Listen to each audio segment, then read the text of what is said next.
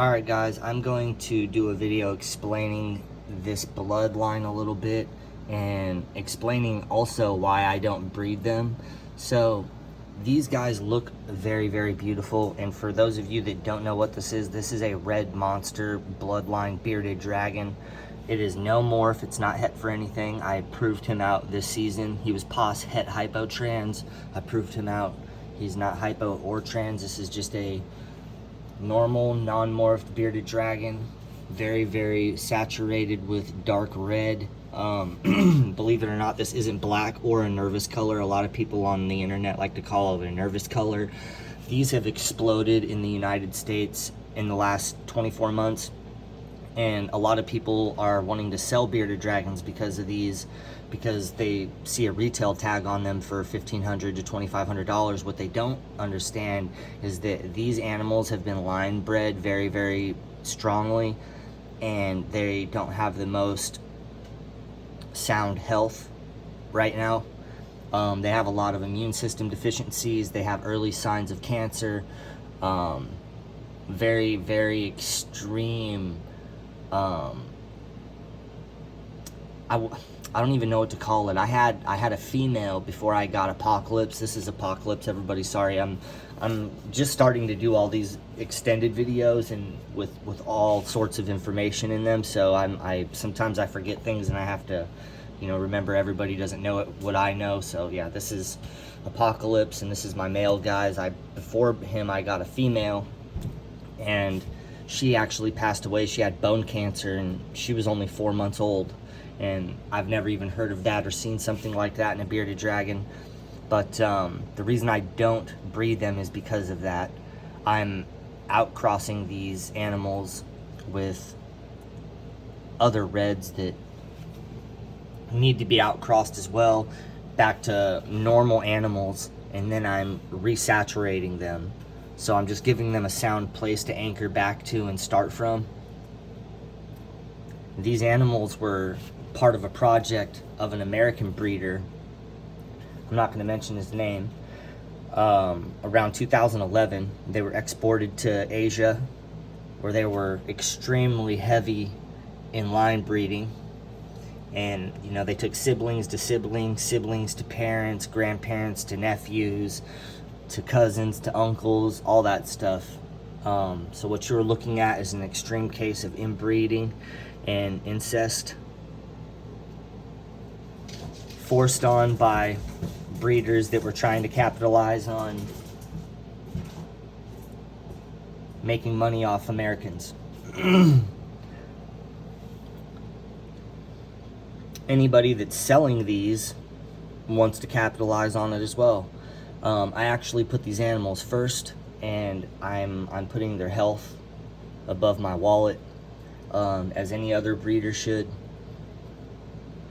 If you see something happening that isn't orally or ethically right, you have to make a choice. And anybody that has a problem with what I'm saying breeds these. Those are the only people that have an issue with what I'm saying. They're people that breed these. And why wouldn't they object to it? This is thousands of dollars to them. But I want you guys to understand something. I have the biggest platform. I just spent $12,000 on a diamond chain. If I have money to blow, if I was into it for money, why wouldn't I buy 10 of these and just start breeding these? And why wouldn't I be the biggest red monster breeder? I already have the biggest platform. So you guys have to ask yourselves questions like that. So if Superfly isn't breeding these, it's not because he financially can't. It's because it's not right. Because I make right decisions, and I put these animals first. I don't put my wallet first. This isn't a cash grab. I have a lot of people messaging me and asking me how to sell dragons, and asking me if I'm a millionaire, and asking me all these things. And those are the type of questions that, when asked, I already know that this hobby and this industry isn't for you, because you have to be very passionate about this. And I'm very passionate about this. If these animals aren't being outcrossed, they're gonna plateau very, very hard. And and what's crazy is they're putting this with a bunch of other stuff. Everybody's trying to do zeros and red monsters, and that's just ridiculous. A zero is the weakest morph that there is, and this bloodline has known immune deficiency disorders and other medical complications that have been consistent in other offspring. So why would you mix those two animals together? We have to be ethical if we're going to be doing this, guys. You can't just put two lizards in a cage and bang them and sell some animals on Morph Market. You have to be a little bit more disciplined and diligent in thinking through what you guys are doing, because breeding just to breed is causing problems for people like myself and many other large breeders that have been doing this for a very long time. I'm maximizing my audience and allowing this information to be heard because it needs to. I don't want to see somebody, one, I don't want to see these animals get extorted. Two, I don't want to see somebody spend money on an animal and it not live. Three, I want to shut these breeders down that think that this is just a cash grab. This is not a cash grab. This isn't a money industry. This is a place for animals to find good homes. A lot of us are trying to put an end to the abandonment of these species, getting left in apartments and left in houses that are renovated and they're just left to die. I know a lot of people that have Discord channels and just spread information, spend hours a day just spreading information on how to properly take care of reptiles and stuff like that. You guys see that I work with the Phoenix Herpetological Sanctuary and I donate money to charity. To say anything that I'm saying is wrong just proves how wrong you are.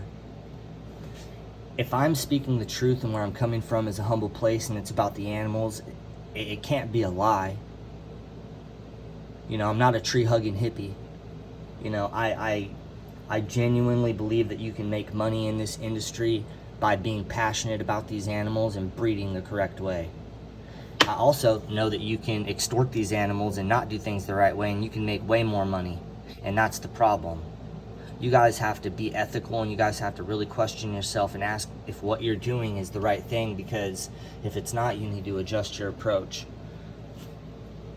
I love all you guys. I just wanted to shed some light on these red monsters. So now that they've been sent to Asia from America, they got line bred for a better half of a decade, about 9-10 years.